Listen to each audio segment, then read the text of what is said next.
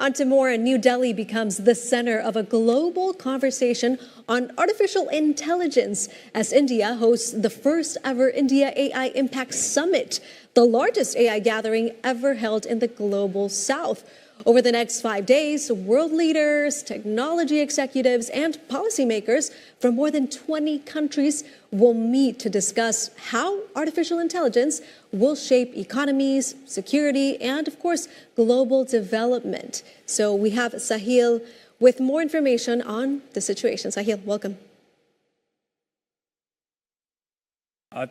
Thank you, Letitia. India's Prime Minister Narendra Modi today inaugurated the India AI Summit 2026, the first of its kind being hosted in the global majority.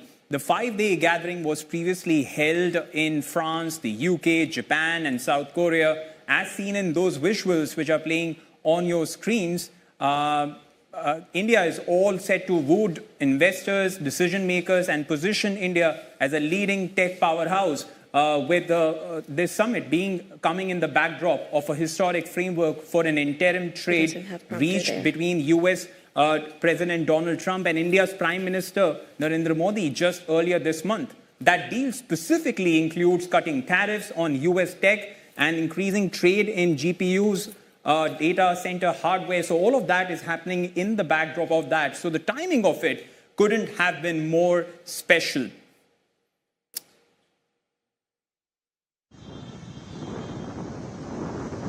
Not just that, in attendance is a who's who of global power and technology leadership. There are going to be so many investors coming in, so many heads of governments coming in, and that is going to be crucial. Prime Minister Narendra Modi will host French President Emmanuel Macron alongside the heads of governments from Brazil, Spain, the UAE, Switzerland, Netherlands, and also Sri Lanka. So we'll be having all of those leaders coming in.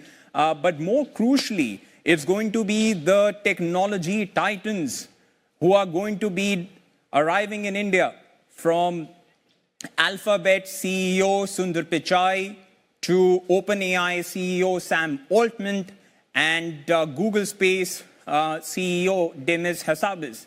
Now, all of them are going to be in the country to discuss, to deliberate on what can we do going ahead. So that is going to be crucial, but more importantly is going to be the fine print of it.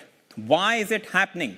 Indian government, of course, is expecting 250,000 visitors from across the border, including 20 national leaders, with 45 countries sending ministerial level delegations, underscoring the global weight this summit carries. But all eyes, as I said, will be on the most powerful names in artificial intelligence who are participating in the summit, from Alphabet's Sundar Pichai to OpenAI's Sam Altman and Google DeepMind's Demis Hassabis. But that's not all. We'll now break down for you why this is crucial. It's crucial because not only of the numbers involved, but what's in it for each country to take away from it. On your screens, you could now see India's AI power play for India. This is going to be very, very significant, both for India and the world. But first, we'll tell you what's in it for India. It's going to be India's AI power play. The strategic economy question. The summit is going to be about asserting India's strategic economy. India will want to reduce dependence on foreign AI systems, position itself as a trusted democratic technology partner, and shape the global rules before they are written elsewhere. To achieve this, PM Modi will be announcing a shared roadmap for global AI governance and collaboration.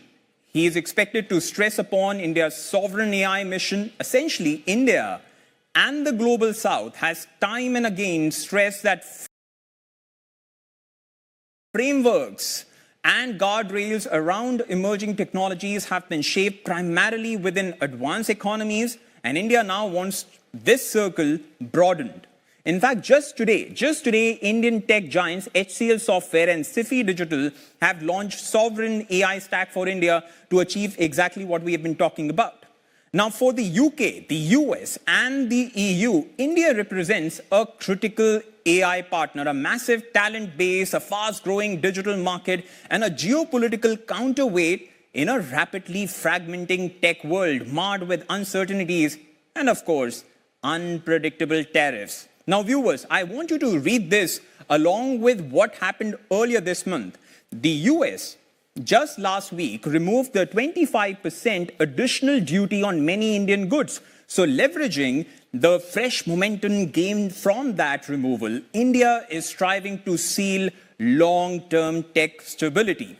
And that's for the UK to gain, or the US. But for South Asia, India, Pakistan, Sri Lanka, Bangladesh, this summit signals opportunities in cross-border AI deployment, from fintech to healthcare to smart cities and digital governance. But that's the big question on your screens. Can the region rise above ongoing conflicts among its members to capture this monumental AI opportunity? Can they come over those differences? Now, fourth section will be about these tech leaders. What's in it for tech leaders to gain? The tech leaders are coming in. They will be trying to capitalize on abundant low-cost labor, India's rich experience in building mega-scale digital public infrastructure, such as digital identity verification platforms like Aadhaar card, immigration checks, and payment platforms such as UPI, giving ample opportunities to global tech giants to deploy AI at scale while keeping costs low. So who gains what is now clear. And that is why this summit is going to be crucial. As we said, it's going to be in a way very crucial for India. It's going to be crucial for the US, the UK, and also other countries. But more importantly for South Asia, for several South Asian countries. And lastly, that's why the tech giants are coming in, because they see India as a hub of abundant low-cost labor, but also also a country that has abundant infrastructure. Now, for the global majority, this is a significant moment, with India acting as a bridge between developed economies and the global majority. But will this promise turn into reality? The fine print and the numbers over the next 5 days, to some extent, hold the answer. Back to you, Leticia.